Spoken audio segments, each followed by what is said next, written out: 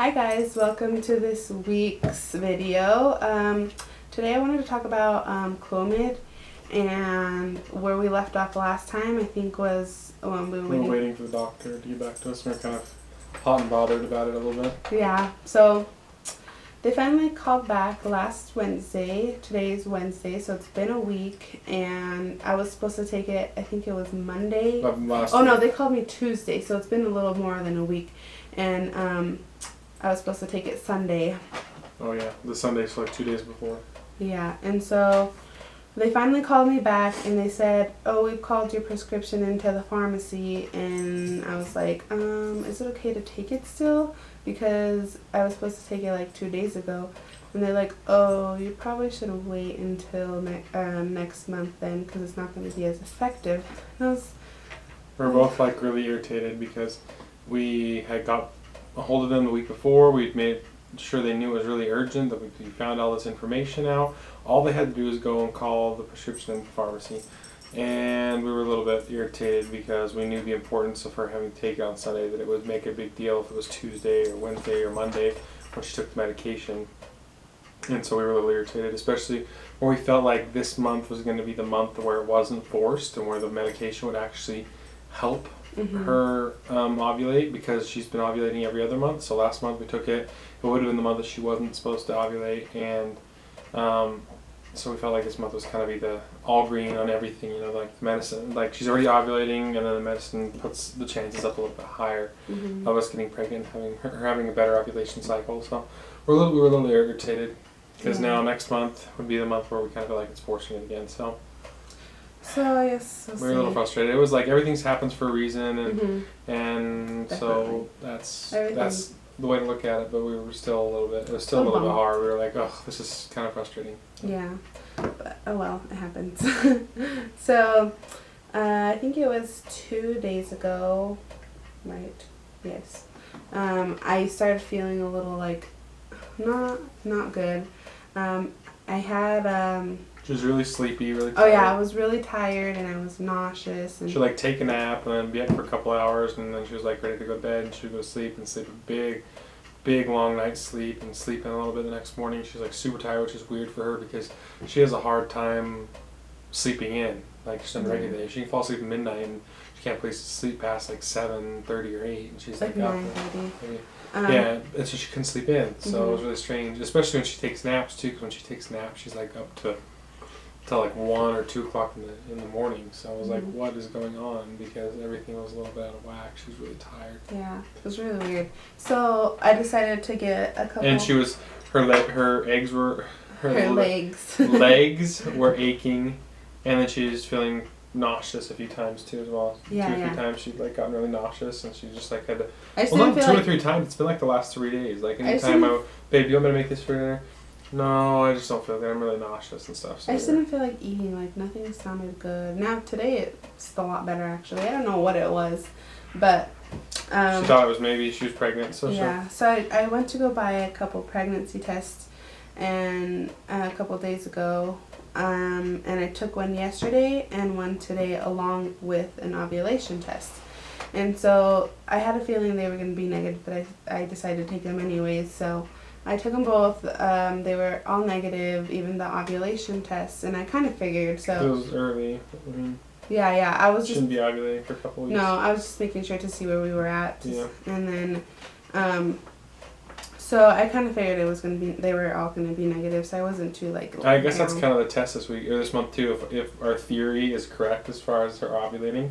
Yeah. Because if she does, if the medicine just moves her cycle, her ovulation window up 1 month to the next, then she shouldn't ovulate this month. But if our theory is kind of correct, where it was forcing it, then if she ovulates out this month, that's where we really need to look and be like, okay, next month we really can't get too down on ourselves if we don't get pregnant, but we need to make sure that we're on Clomid the month after that. We need to make sure that because that'll be the month that she really is ovulating. So if we do that with the medicine, so we gotta kind of watch that this month and see. Because if she ovulates, then I feel like we're dead on. I think we're like it totally makes sense. Yeah, and she ovulates on the off month without the medicine. So. Yeah, and I'm really excited. Like even if I don't get pregnant, I'm like it's fine because we got to go into the doctor and see what the next steps are, and I'm Moving a little forward excited. with the infertility process, just kind Yeah. of learning everything. I'm a little excited for that. That'll be next month if I don't get pregnant. So, yeah. We'll go in and talk to them. Even if you do get pregnant, we'll go in because then you've got to go see your OB. But Yeah. we'll go in and see what the Either way, steps are. Like if we need to go into deeper stuff, if we need to be maybe referred to a infertility specialist instead of just our OB or her OB. And I don't know how long. I don't know how long you have to be trying before they kind of refer you over to them. But I think they still have to do a semen analysis, and they still have to do a test on her uterus and ovaries. I forgot what it's called. It's like HSG. I think that's what it's called. HSG test.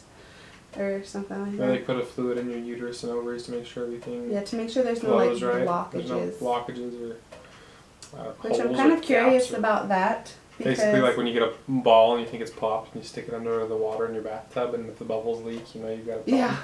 I Or like. the reverse.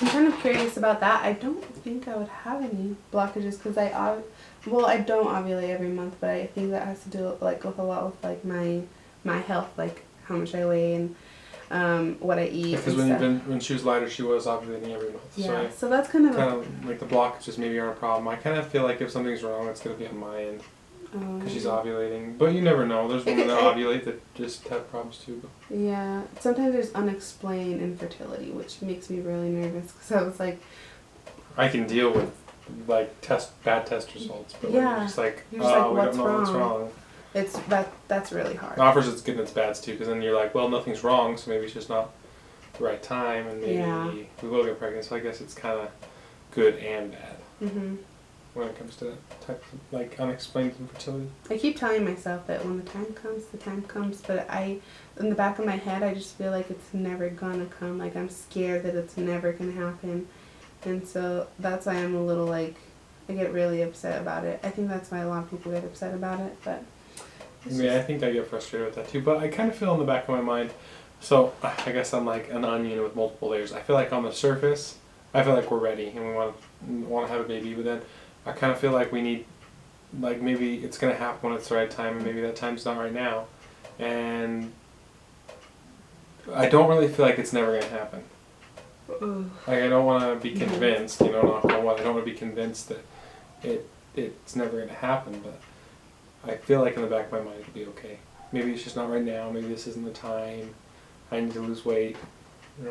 We both need to Get in shape and maybe go into this infertility process a little bit more. You know, talk to some more doctors and get some more opinions and figure out what's going on before I really start to even play with the idea of us not being able to get pregnant. Yeah, and if it is unexplained infertility, like we could work on our health a lot, like go to the gym, eat perfect. I want to do that now. I've been trying to figure out a way with my schedule to get into the gym. I just wanted to get in the gym. It's hard too. I want to go on walks. I want to eat better. Yeah. I want to eat right. I think that's my problem. I don't think I eat great, but I just don't think I eat. I think I eat good at that. Like my habits, not necessarily the food I eat, but like my habits. I eat at the wrong times, pretty much all in the evening, really close together, and right before I go to bed.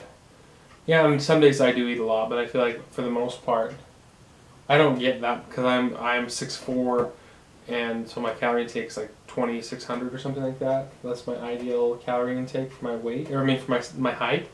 And I don't feel like I go way over that. I just feel like I eat at the wrong times, and too close together, and then I don't exercise. I really feel like that's the problem. If I could just space my meals out properly and eat a little bit better. I'm not saying I eat this great diet, but eat better, put it at the right time, and get some exercise. I feel like I could really lose weight because I have lost weight before. I've gone up and down and fluctuated. I was like 260 early on in high school, and then I got to 315, and then after high school I got all the way down to 240, and now I'm up to 320. So I've gone up and down. I know how to lose the weight. I just need to do it, and it's kind of hard with adult life. This is the first time with like really being a grown up. Because you have to pay for your own everything. So like when I was living with my parents and I lost weight, they paid for my food. They paid for like my diet, and it was like a strict diet. For a long time I didn't have dairy. I didn't have gluten. I ate as many vegetables as I could. So Didn't it was have like beef? I didn't have beef. No beef. Just no red turkey. meat. Just turkey and chicken. Yeah. And fish. So it was like a strict diet. It was. My problem was, it's not necessarily the paying for it. My problem is finding the time. Yeah. And like being tired at the end of the day from work and from college and stuff like that, just or not at the beginning or at the end of the day, but maybe finding energy to do it in the beginning of the day. Because when I was single, I would work. I wasn't going to school, so I would work. I had an early job. I'd get off early. I like early job being like 6 in the morning. I get off at like 2 in the afternoon, and I would have all afternoon to do whatever I wanted. And so that was when I got in the best shape I've ever been in, like 240, and I was lifting weights in pretty good shape. And it was just because I had the time. And so I guess being an adult, I've just got to make sure I manage my time correctly because it's all on me now, you know. Mm-hmm. I was just going to work to save money. I wasn't going to work to pay for somewhere to live and bills and stuff like that. So Yeah. it's just going to be a matter of will, I think, just making myself get up. It's going to be in the mornings, make myself get up and go, okay. So we just have to just get strict on ourselves. I'm pretty sure if it gets to the point where we're like, right now it's kind of like we want a baby really bad, but it's not like, oh my gosh, like we have to have a baby. We're not just thinking about it every day, all day, you know. Yeah. So I think when it gets kind of close to that point, we'll be more strict. I mean, we're trying. I'm getting to the point where I just kind of feel crappy, so I kind of want to. I've felt crappy for a while. I don't want to say, but I've said that's not the first time I've said that. I'm just getting to the point where I'm just kind of like, I miss playing sports. Like this last winter was the first time I haven't played any sort of basketball in any sort of leagues ever. Oh, yeah. Since like third grade. Like normally since I've graduated high school and stuff, I played in like the local county league. I played church ball. I played on those two teams, and it's really fun. A couple games a week, and I had to do that last year, and I really missed it. And the year before that, I think I only did church ball. I didn't do county ball. And there's no way I would want to do it in the shape I'm in, you know? 320 is just way too big, being 6'4". If I could get down to 240, 250, I just miss doing all that stuff, and I feel like I'm really hurting our chances of getting pregnant. We both are, so we just need to get our butts to it. Work our butts off. Work our butts off, literally. Alright, so I think that's pretty much it for this week. There wasn't that much to talk about. Yeah, there wasn't that much. It was just the Clomid, kind of talking about how she felt this week, where she kind of felt like her body was working a little bit differently, and so we thought maybe she was pregnant, but we weren't sure. So as of right now, she's not, and we're moving forward. Yep, and it's all good and fine, and everything happens for a reason. And yeah, we'll make it out of the other side of this. I think we can have a baby at some point. We just gotta keep our shoulders down and get the things done that we need to get done, and improve ourselves. And hey, we'll feel better too. So. That's true. Alrighty, guys, we'll see you next week. Hopefully on Tuesday. Today's Wednesday, but we'll see. Yeah, we had a busy day yesterday, so we'll be ready next Tuesday, I think, or the weekend sometime. Within the next week we'll get a video up. So everybody, watch, like, subscribe. Everything's been going great with the channel. We have over 1,000 views. We have 250 on one video, 150 on another, and like 325. It's not much, but it's a lot for us. No, it's a lot for us, because we were like, holy crap, we have 10 views on our channel. And our subscribers are up from like 10 to 39, so like I'm really happy about that. And all of our numbers, you look at the Creator Studio, which is awesome on YouTube. It gives you statistics about every part of your channel, and everything is going up slowly. It'll go up a little bit, level off, and go down a little bit, and then it'll go up. It's just going. I think every time you upload a video. Yeah, I feel like we can really share our story and talk to a lot of people and help a lot of people in the long run and get a lot of people following us. It's just going to take perseverance. I feel like if we can keep on this and keep going every week, and maybe at some point in the future be able to do it a daily vlog. Yeah. I want to start a weight loss video once every week. we actually start losing weight. Yeah, once we actually start losing weight. I really want to do that and kind of make some changes. So this is going great. I like this whole thing called YouTube. So the YouTubes. So we'll talk to you guys next week. Please like, comment, subscribe. We're trying to get comments. We've got some likes on our videos, but no comments yet. So everybody comment, show your opinion, and we'll see you next week. Love you. Bye.